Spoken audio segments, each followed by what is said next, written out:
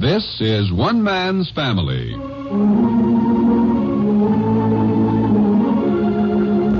One Man's Family is dedicated to the mothers and fathers of the younger generation and to their bewildering offspring. Today, transcribed, we present Chapter 5, Book 72, entitled Family Reaction to Rexford Frome.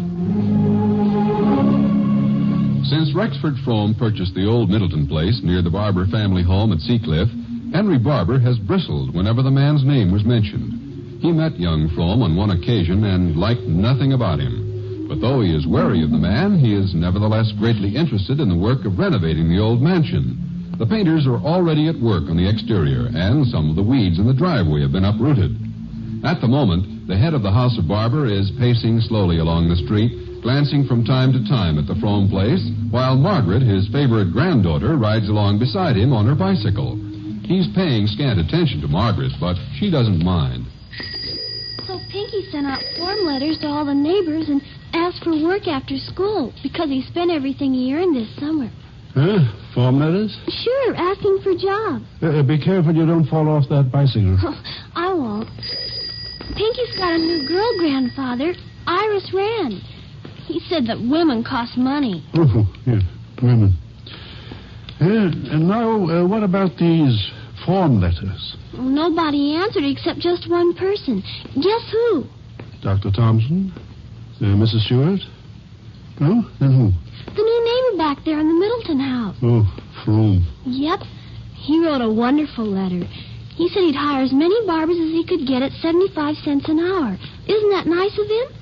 Hank pulled weeds with Pinky this afternoon, and I went over, too.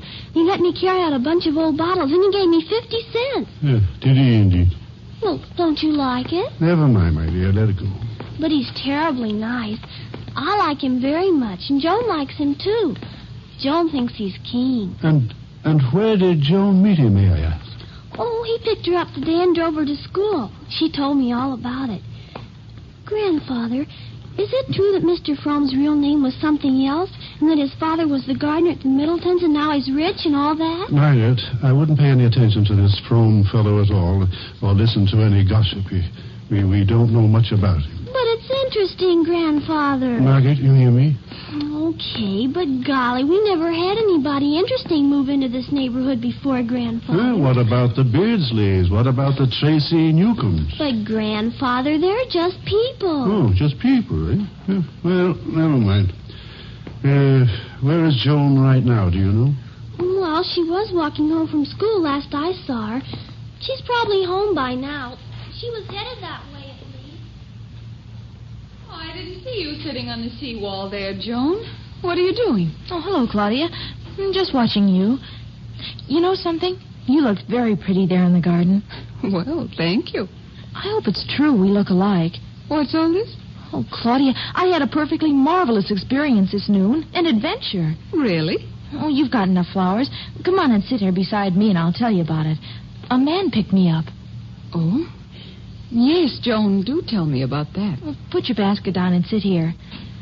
Oh, golly, was he sophisticated. And he drove a long, sand-colored convertible. Joan, with Nicky away in England, I wish you'd be especially careful about... Will you let me tell the whole thing and not jump to conclusions? All right, dear. Well, this noon I forgot my science book, so I came home for it, and you weren't here, so I was walking back to school. Well, just then Uncle Cliff backed out of the driveway at Grandfather's, and I yelled, but he didn't hear me. He swung around, and I tried to attract his attention, but no luck. And just then the new neighbor came out of his driveway, and there I was yelling at Uncle Cliff over the hood of Mr. Frome's car. Rexford Frome? Uh-huh. So he kind of smiled and said, could he take me anywhere? Well, I looked at my wrist. I always forget I broke that watch of mine. And so he said if I was late to hop in. So I did. But he didn't drive off. No? Joan, what did he do? Well, he was staring at me, and then he said a funny thing. Yes? He said, young lady, I'll bet you a little Swiss watch that you're not Claudia Barbour's daughter. How odd. What did he mean? Well, I must look the way you did when you were 16, I guess.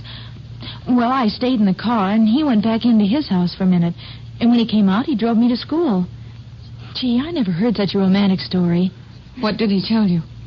He said he was just a gardener's boy at the Middleton place when you were all young. And his father was an immigrant, and he talked with an accent, and everybody made fun of him, both of them. Now here he's grown up and rich, and he's bought the house where he used to live in the servants' quarters. And when he kind of hinted around to see if you were happily married, golly, he had the saddest look on his face, Mother. Joan, you're making that up. No, really. He said when he was a boy you were the prettiest girl he'd ever seen. Quiet. What? Your grandfather's coming. Don't say any more. Hello, Dad. I saw Margaret pacing you on a bicycle a while ago. What became of it? Oh, she had homework. Good afternoon, Joan. Hi, Grandfather. You know, this country must have wasted billions of dollars on sidewalks. Wasted? I think it's very nice to have sidewalks. But no one uses them. Everybody goes whisking by in a car. I enjoy my daily walk, but I swear by all that's holy, I never meet anybody on the sidewalk. Zoom, they go by in a car. I thought you'd been walking a lot lately. Well, a couple of weeks ago, I had a little checkup by Dr. Thompson. I didn't know that. Well, I didn't intend to have it. Nothing was wrong, you know. But that old pill peddler invited me to lunch, and before you could say Jack Robinson, he had that thing around my arm, that blood pressure gadget, and then he was thumping me around and listening here and there. And, Fanny put him up to it. Served them both right, too. He couldn't find anything wrong. But he made one observation that I squeezed a little value from. What was that? There's no exercise like walking, he said, so I've lengthened my daily walk. And as I was saying, I never meet anybody on the sidewalk. They all go whisking by in a car. Here. Oh, that reminds me. The new neighbor has a very pretty car. Mr. Frome, you mean, Grandfather? Yes, very pretty. It's a British convertible with a right-hand drive, Claudia. Did you see me in it today, Grandfather? No, Joan, I didn't. Were you? I was just telling Claudia about it while we were sitting here. Would you like to hear the circumstances? Oh. As a usual thing, of course, it isn't wise for a young girl to ride alone with an older man in the car. And personally, I think the new neighbor is a rather bumptious young man. I don't, Grandfather. I like him. Joan. Yes, well, I personally found him very disagreeable myself, but that's neither here nor there. I'll be getting on. Oh, you've heard from Nicholas, Claudia? There was an airmail today. He's in Scotland this week. I wouldn't fly that ocean if there were millions in it. Well, there aren't millions for Nicky. Or even thousands, I guess. He said the situation there's rather serious. Yeah, that's putting it mildly from what I hear. Well, that's too bad. I'll be getting along now. Oh, if you need anything while Nicholas is away, Claudia, you call us. I will, Dad. Goodbye. It's a nice, crisp October's day, isn't it? Yes. Well, goodbye. Goodbye. Goodbye. Joan, he didn't mean anything. Oh, sure he did, Mother. He just spoils everything if he can. Look, if you were as proper and dignified and refined as he wants you to be, nothing would ever happen to you at all. Joan, dear, your voice carries. I bet if I lived at his house, he'd make me give me back this wristwatch. What wristwatch? I told you about the bet Mr. Frome made. It seemed rude not to take the wristwatch when he insisted. Let's go into the house. Okay. Oh, hey, you're forgetting the flowers. Oh, yes. I'll bring the shears. As long as he's so terribly rich now and trying to make friends with people, well, I didn't see any harm in accepting the wristwatch. Come along, Joan. Well, anyway, it was a bet, practically, and he lost. And, well, I don't see any harm in it. It's a beautiful little watch. Do you see any harm in it? Come on in. Of course, it does have diamonds in it, so I didn't think I'd wear it around because I still play basketball and everything. But I thought we could put it in the vault, and when I'm older... May I see it? Yes. Now I know what you're going to say. I knew when he helped me put it on what you'd probably say. You don't trust my judgment very much, do you? Oh, yes, I do, Claudia. Mother, yes, really. But I know this is a terribly valuable watch, and probably I'll never get another one like it. You'll say, take it back. I haven't said it, though. No, but you will. Grandfather Barbour would. I know everybody would say Mr. Frome must be crazy or evil or something, but... Well, I almost felt as if you were giving this watch, well, to a girl he knew long ago. He just happened to have it, he said. He bought it for his sister.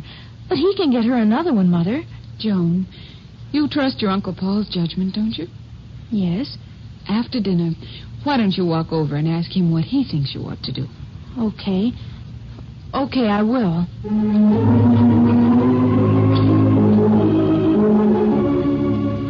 Dinner is just over at the family home. Henry and Fanny and their sons, Clifford and Paul, pause in the hall. Yes, yes, very good dinner, Fanny. I think Mrs. Kettleman's cooking is beginning to improve. Not so loud, Henry. She might hear you. I think she's pretty immune by now. I think I'll go up to my studio where I can smoke my smelly pipe. Oh, we have a nice fire going in the library, Paul. I'll be down after I've had a smoke, Mom. Yeah, come along, Fanny. Don't urge him. We can do without that pipe right after dinner. I'll stir up the fire. Hey, don't let me forget to run over and pick up Andy at Jimmy Vale's house in a little while. Yeah, well, I'll be seeing you. You coming in with us, Clifford? Well, Oh, Paul. Yeah. Just a second. I want to ask you something. You go ahead, Mom. I'll be in later. All right, Clifford. I've got something I want to talk to you about, Paul. Okay if I come up to the top of the house with you? Sure. Come on. After a big dinner, these 2 flights of stairs get to be pretty long. Oh, I think you'll make it, old man. Thanks for the confidence, Sonny. Want to hold my palsied hand? Just lean on me if you get tired, Pappy. If I had just eaten, I'd challenge you to a race just to show you there's still some spark left in your older brother. Yeah. First flight. One down, one short one to go. Shorter, but steeper. You could do with a new carpet on your stairs up here. We may be a little frayed, but we're clean. There we are. After you. Turn on the light, huh? I got it. I'll put a match to this fire here. Sit down, Cliff. Yeah. I remember when you wanted to fix up this attic, everybody in the family thought you were crazy. Now we all envy you. Most comfortable place in the house. I could do with a couple of new chairs, I suppose, but I'm so used to everything just as it is, I hate to change anything. Well, don't change this chair. It's wonderful. Kind of settles around you like a warm bath. Not a bad description of it at that. Now, as soon as I load up this old briar, you want anything to smoke? No, nothing. I got a cigar here. You want me to turn green? I remember the first cigar you tried to smoke when you were about 13. You not only turned green, you ran through the whole color spectrum, ending up in an ashy gray. Oh, man, was I sick. I got a licking besides. It's funny how clear my mind is on everything up to the last 10 years. They're beginning to clear up, aren't they? Oh, little, I suppose. Sometimes I think it's working out, and then I run into one of those blanks, and then I wonder if I'll ever get him back. Well, don't fight it. You're looking better than you've looked in a long, long time. Yeah, I'm really feeling okay. But, I'm up against something right now, Paul. Oh? Yeah, that's what I wanted to come up and talk to you about. Well, fine. Fire away. Well, first of all, there's Roberta. Don't tell me there's anything wrong between you two. No. In fact, it's anything but that. I've been seeing an awful lot of her lately, and we've even talked about getting married. Is that bad? I don't know. How can I ask anybody to marry me the way things are now? I mean, without a job or any plans for the future. Oh, I see. And the stumbling block is the job situation, huh? Well, of course, there are other things, but that's the main one right now. The worst part of it is, Paul, I don't know what I want to do. I don't seem to be interested in anything. Oh, I don't mean I'm in a depression the way I was before my accident. It isn't that, but it's just that, I don't know. I don't seem to have any ambition or initiative to get out and find something. Of course, when it comes right down to it, I'm not really fitted for anything. Oh, rubbish. You got a good mind, attractive personality, haven't you? Well, I don't know, have I? You certainly have. Cliff, honestly, you could do almost anything you set your mind to. Yeah, but what? Dad's been hinting around lately about me getting back down to the stock exchange. The thought of that place gets me down to something awful. Well, a lot of other things besides the stock exchange. You don't have to go down there just because Dad likes it. Yeah, but I don't have any alternative to offer him. If I could say to him, that isn't what I want because I got something else in mind, it'd be all right, but I haven't. As a result, I feel kind of guilty when he suggests calling up his old firm to make an appointment for an interview. I just have to stall him off. Now I'm getting so I feel a little guilty being around the house. I feel like he's looking at me and wondering when I'm going to get off the dime. Oh, that's probably all in your mind. I don't believe he's thinking that at all. Well, maybe not. But you know yourself how Dad is. He thinks everybody should work unless he's sick. I certainly don't believe there's anything wrong with me now. Not enough to keep me from doing a job anyway. Of course, the way Mom treats me, you'd think I was still at death's door. What do you mean? Oh, She always wants to bring me breakfast in bed. Keeps saying she thinks I should lie down and take a rest when I'm around here in the daytime. You know, stuff like that. What did Dr. Thompson say the last time he looked at you? He seemed to think I was in fine shape. He said, you might not have much of a memory, Clifford, but you'll probably live to be as old and cranky as your father. And he slapped me on the pistol pocket and told me to get out of his office and not to bother him anymore. You don't get much coddling from that old boy. She'd say not. I told Mom what he said. She thinks he's heartless and unsympathetic. Yeah. Well, Cliff, you got a problem, no question about that. I don't know what to say to you. What do you mean? I mean, I don't know, just what I said. You've been through too much for me to rattle off some advice which might be the wrong thing for you. Now, look, Paul, I asked for this. If you're afraid of hurting my feelings or something like that, you needn't be. I want you to tell me what you honestly think. Okay, suppose we do it this way. I'll throw out a couple of thoughts that have occurred to me, and if you think they apply, fine. If you don't, you can ignore them. How's that? That's fair enough. Shoot. First, let's assume that you're well enough to work, right? Right. Next, let's assume that it's necessary for you to get a job in order for you to get married and to be happy. Huh? Yeah. Well, now, what's preventing it? That's what I don't know. Except that I know I won't be happy down in the financial district. I tried that once. Well, we'll rule that out. Have you thought of what you would like? Well, no, not exactly. Or not? Well, I just can't think of anything, that's all. There's something that's keeping you from doing what you really know you've got to do eventually. To wit, get out and find a job, huh? Any kind of job is going to be rough going for you at first. You realize that. Oh, sure, I know that. All right, now then. You've been through several months of shock and pain. Naturally, we're all deeply concerned over you. We've all looked after you and worried about you. Well, babied you, particularly Mom. Now the time comes when your manhood is asserting itself. You want to get out and do a man's work and take your place in the world again, but you're not quite able to do it. Huh? And why? Now, mind you, I'm asking you this more than telling you. You understand? Oh, go ahead. I think I see what you're getting at. Exactly. It isn't you're different from any of the rest of us. We all want to be babied and mothered a certain amount. When we get it, we want to cling to it. We want to regress back to our childhood and be taken care of instead of battling the world and meeting all the challenges that life presents. We do and we don't. With you now, the urge to hang on to the safe feeling is stronger than the one to emerge from the nest and try your wings again. You're a little fearful. But that'll go away. One of these days, you'll get up and say to yourself, well, I've had enough coddling. I'm going to go out and get a job. You'll say, so long, Mom. See you tonight and when I get home from work. And that'll be that. Yeah. Yeah, I think you've hit the nail on the head, Paul. Thanks a lot. Main thing is not to start pressing. You'll find out. Come in. Oh, I hope I didn't interrupt anything. Why, hello, Joan. Come in, honey. Hiya, Joan. Hello. Sit down. You're just what we needed. Youth and beauty. Grandmother said you were up here, but she didn't say you were busy. Well, we're not. We're just fanning the breeze a little, that's all. We came up here to spare the family from the smell of my pipe. Grandmother told me to tell you that Hazel was here, and she thought it'd be nice if you came down. Well, that will do, madam. Could I talk to you a minute first, Uncle Paul? Sure, go ahead. I'll go down and see what goes in the lower regions. I'll tell him you'll be down pretty soon, huh? Okay. You'll probably find Grandfather asleep. He kept nodding all the time I was there, and Grandmother kept telling him not to go to sleep. Oh, for goodness sake, Henry. Are you going to sleep again? Certainly isn't very complimentary to Hazel. I don't mind, Mother. Let him sleep. Huh? What is that, honey? Well, if you took a nap in the afternoon, I tell you, you wouldn't be falling off at 8 o'clock in the evening. I wasn't asleep, Fanny. Just closed my eyes for a second, that's all. Why don't you go to bed if you're tired, Father? You don't have to stay up just because I dropped in. Nonsense. We don't get to see you often enough as it is.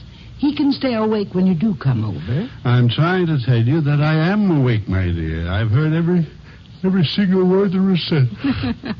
I guess we'll have to be more stimulating, Mother. Well, if he goes to bed now, he'll be awake at 4 in the morning and start wrestling around until he gets me awake.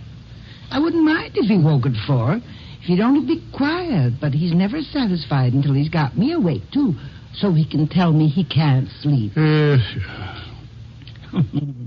Look at that hurt expression, Hazel. That's just the way Clifford looked when he was a little boy after he'd been reprimanded. Identical, same expression. Very amusing, I'm sure. Not to mention the fact that identical and same is tautological. When your father can't get back at me any other way, you always find something wrong with my grammar. Well, at least you don't use slang. I'm getting so I'm using some slang expressions that I've picked up from Hank or Pinky about half the time. I understand that Hank and Pinky have been working for that upstart who has invaded our neighborhood. You mean Rexford Frome? If you insist on dignifying him with a name which, by the way, is not his own. Well, lots of people have changed their names, Father. I don't think you can hold that against him. Perhaps not, but I'm always wary of a person who does it. I believe that God intended us to bear the name given us by our fathers, whether we like it or not. But a woman changes her name when she gets married. That's different. That's in accordance with the law and in compliance with the custom. Besides, I'm speaking of a man. A man should bear his name proudly. Not to do so is a slur on his father. Yes, but during the First World War, so many innocent people with German names were made to suffer so unjustly. They had to change their names to escape persecution in many cases. Well, that's right. And you remember how people used to talk about this Frome's father, old Frome? Why, it was disgraceful. I don't blame him for changing it. I would have done the same thing. And I suppose you also approve of his conduct? What conduct? He's deliberately trying to insinuate himself into the family by whatever devious means he can contrive. And I hope you haven't forgotten that he has quite openly confessed that he once was in love with Claudia, your own daughter. And a married woman whose husband, by the way, is now in England. Oh, you sound just like Judge Hunter when you go on that way. You put in everything but aforementioned. I think you'd be glad to have the old Middleton place get fixed up. You've been complaining what an eyesore it was for months. He really is spending a lot of money on the place. It'll be a great improvement to the neighborhood, Father. To my mind, a good neighborhood is made not by the appearance of its houses, but by the quality of the people who live in those houses. This man I don't consider worthy of a house in Seacliff. Now, Father, that makes you sound downright snobbish. It certainly does. Put any name you like to it, but I don't like that man, and furthermore, I don't trust him. Well, Paul's talked to him a couple of times, and he said he found him rather interesting. And what does that prove, pray? Don't you think Paul has pretty good judgment when it comes to men? I do not. Not when it comes to men or women. What has he done about that wonderful girl slaving at Jack's house? Well, let's not go into that again. I had no intention of going into that, as you put it. I was merely using that as an example of Paul's poor judgment. And I've seen him lavish attention on too many unconventional people to have much faith in his assay of a person's worth. Hey, what's all the argument about? Dad, you look kind of red in the face. Hi, Hazel. Joan said you were here. Yep, I'm here. What have you been up to? Oh, I just left Joan and Paul up in the attic. I started to come right down here, but I got sidetracked in a telephone call I had to make to Roberta. She gets prettier every time I see her, Cliff. You'd better not pass that up. Well, I don't think I will. You going out, Clifford? Yeah, don't you remember? I told you I had to go pick up Andy. He had dinner over at Jimmy's house. Oh, I gotta run, too. It's getting late. Oh, want me to drive you home, Hazel? No, I brought our car, thanks. Where's Dan? Oh, he's talking business with some man at the house, so I thought I'd get out from underfoot. That's the kind of a wife to have, one who gets out from underfoot. Well, I'll be seeing you in a little while. Bye now. Bye. Oh, doesn't he seem to be in fine spirits, though? Yes, but I worry about him, though. Why, Mother? He seems particularly well to me lately. Your mother worries about him too much, in my opinion. Well, if a mother doesn't worry about her son, I don't know who would. Yes. Well, I think I'd better be getting back home. I told my family I'd only be gone a little while. Oh, it's early yet, Hazel. How would you like some hot chocolate? Oh, no, really. What's this about hot chocolate? Well, Paul, I didn't think I was going to get to see you. I guess it's my fault, Hazel. I got him cornered up in the attic and talked his head off. Well, are you two going out? You're all bundled up. Yeah, Joan and I are off on a little mission. Sounds interesting. May prove to be very interesting. We're paying a call on our neighbor, Mr. Rexford Frome. What's that? What's the matter, Dad? You object? Paul, I have nothing to say about your relations with that person, but I think you're making a grave error when you involve Joan with him. Involved? What do you mean? I mean that the less this family sees of that man, the better it's going to be for all concerned. Well, Dad, you may be right, but we have no choice about seeing him tonight. This trip is necessary.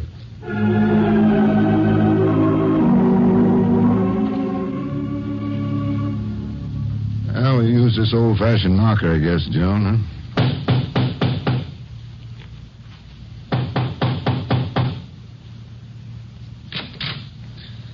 Oh, good evening. Mr. Frome. Hello, Mr. Frome. Well, this is a great honor. Miss Joan, Mr. Barbour, come in. Mr. Frome, Here, this is no place to talk. Come in.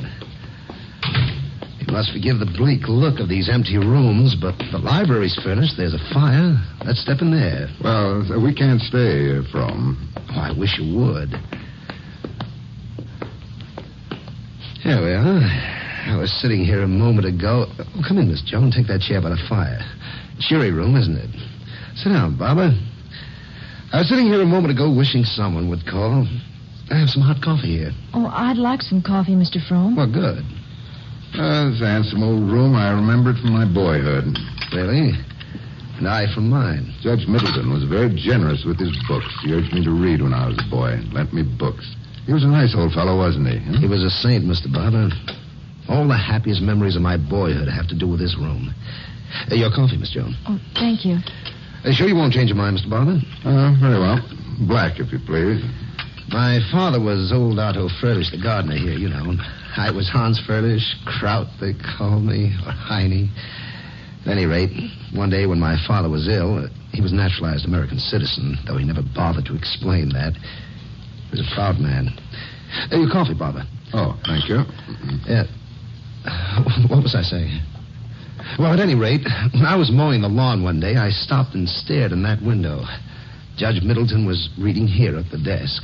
He looked up, smiled, and invited me in. Those were very happy days. I first met David Copperfield in this room. Huckleberry Finn and Tom Jones and the Three Musketeers, Count of Monte Cristo. Over the years, I picked up furniture like the furniture that was here when I was a boy. That's why it's the only room in the house that's furnished. I'll get to the others in a week or so. You've come, I presume, to return the watch. What? Well, of course. I really couldn't accept it, Mr. Frome. It's beautiful, and it was very generous of you, but I shouldn't have taken it at the time. I knew myself I shouldn't have, so here it is. But it was nice of you, and thank you just the same. It's so beautiful. My dear young lady, I knew you wouldn't be allowed to keep it. I expected you to be back with it. Was this just whimsy on your part, Frome? Not at all. Of late months, I've been able to indulge my impulses. I've been very lucky, Barbour. As they say in the movies, I'm loaded. Oil. So I blow with the wind, as it were. I should have liked very much to have brought to this little girl the kind of happiness that comes with a lovely, extravagantly costly gift, so I tried. Miss Joan, you'll give me A for effort. Hey, Frome, I wish you'd come over and pay me a call sometime, will you? You can't express yourself adequately, you mean, when you're a guest in my house. If that were the case, I couldn't do much better when you were a guest in mine. Touché. I thank you for the invitation. Your estimable father will receive me, you think? Well, I'm sure he will. Oh, yes. The code, of course. He, too, would be eminently correct to a guest in his own house. Thank you. I'll drop in some afternoon about tea time. Well, shall we go, Joan? Well, thank you, Frome. You know, you ought to outgrow your bitterness in this lovely old house. That's an interesting remark. I hear you're something of a psychologist. So am I. Perhaps we can have a joust, huh? I hope you'll forgive me, Miss Joan. Perhaps sometime when everyone knows me better, I can make you a gift you'll be allowed to accept. By the way, do you remember my sister, Mr. Barbour? Christine Frelish? You remember her? No. As a matter of fact, I don't. Well, perhaps you wouldn't. She wasn't here very long. She's joining me presently. Well, that'll be nice for you. It'll be nice for everybody. She's one of the loveliest women in the world. She's Mrs. Abbott now, a widow. You must come over for dinner. Good night, Mr. Frome. Good night, my dear. I understand your stepfather is in England? Yes, he had to go on business. Give my very best to your charming mother. I've been very fond of her for a lifetime. No reflection on your uncle here, but I rather hoped your mother would come with you this evening to return the watch. Good night. Come again. Come again. See, Uncle Paul? See, he's wonderful, didn't I tell you? Or a little bit crazy. Which, I wonder? Both, perhaps, darling.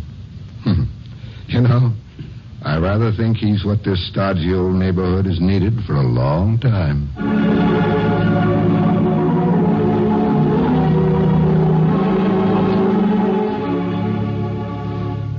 You have just heard Chapter 5, Book 72 of One Man's Family, written, produced, and transcribed under the direction of Carlton E. Morse. Chapter 6, entitled Rex Frome Invades the Barbers, will come to you next week at this same hour. You want the best Sunday listening. So today and every Sunday, listen to NBC for top comedy entertainment on the Phil Harris-Alice Faye Show. Then stay tuned for the adventures of Sam Spade. For the best Sunday listening, stay tuned to NBC. You're tuned for the stars